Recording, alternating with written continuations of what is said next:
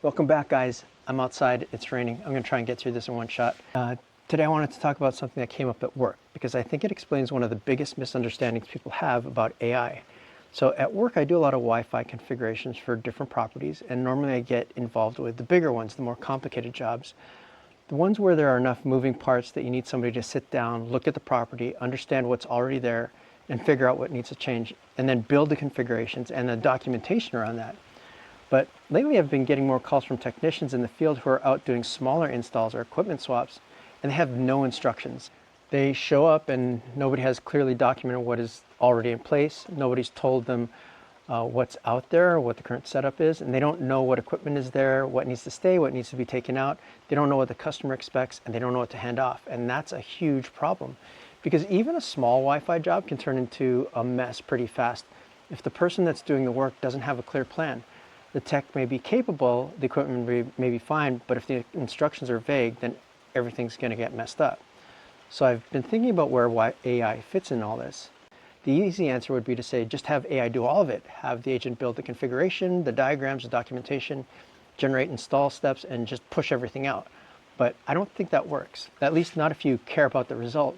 The better answer is that AI can be a force multiplier, but only if there's judgment around it.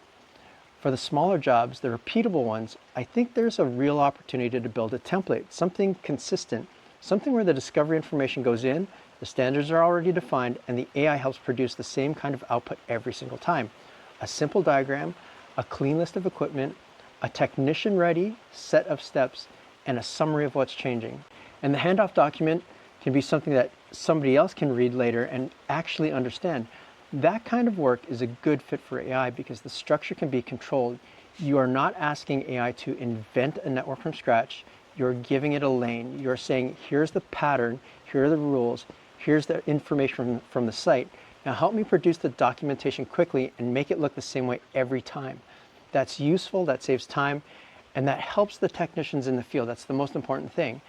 And it keeps the work from living only in a person's head.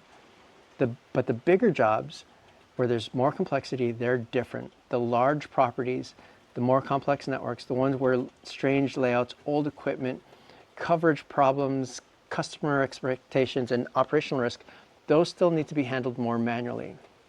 That doesn't mean AI doesn't have a role there. It can still help organize notes, clean up documentation, rushing. So that doesn't mean that AI has no role there. It can still help organize notes, clean up documentation, summarize all the findings, and produce a first draft of something.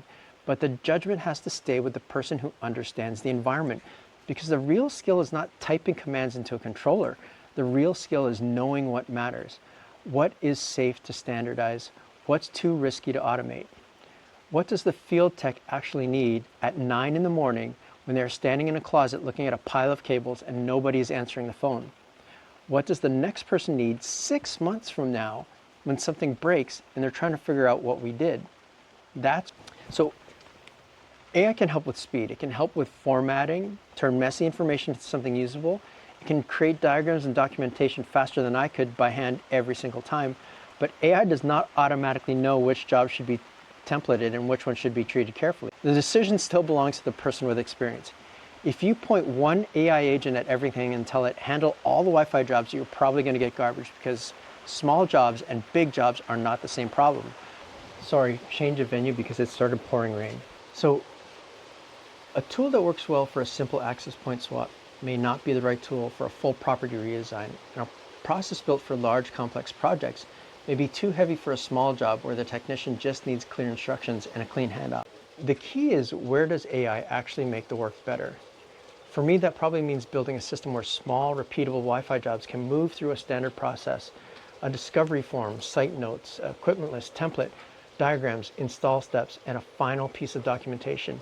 Same format every time, clear enough that a technician can follow it, and consistent enough that somebody else can support it later. And then the bigger ones, I still take those on myself. I still do the deeper work. I still make the judgment calls.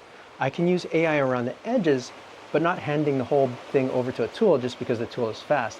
That, to me, is the real lesson. The advantage is not letting AI replace your judgment. The advantage is using judgment to decide where AI belongs. That is a very different thing. And honestly, that may be where older workers and experienced people have an advantage right now. We have seen enough projects go sideways to know that speed is not the only goal. Fast and wrong is still wrong. Pretty documentation that does not match the real site is still bad documentation. A diagram that looks good but gives the technician the wrong idea can create more work than it saves.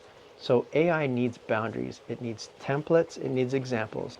It needs somebody who can look at the output and say, that makes sense, or no, that is not how this should be done. That is not a weakness of AI. That is just how the tools work. The better the judgment around the tool, the better the tool becomes. So if you're trying to figure out how to use AI in your own work, I would not start by asking what you can automate. I would start by asking what keeps repeating, what keeps landing on your desk, and what do other people keep asking you for? Where are people stuck because the process lives in somebody's head? And which parts of that work are simple enough to template but important enough that better documentation would actually help? That is probably where AI belongs first. Not everywhere, not blindly, but in the places where your experience can shape the system and the system can help other people do the work more clearly. Anyway, that's what I've been thinking about. Thought about it on the way to work today when I was going to a site. AI is powerful, but judgment is still the main thing. If anything, AI makes judgment more important, not less. Thanks for listening.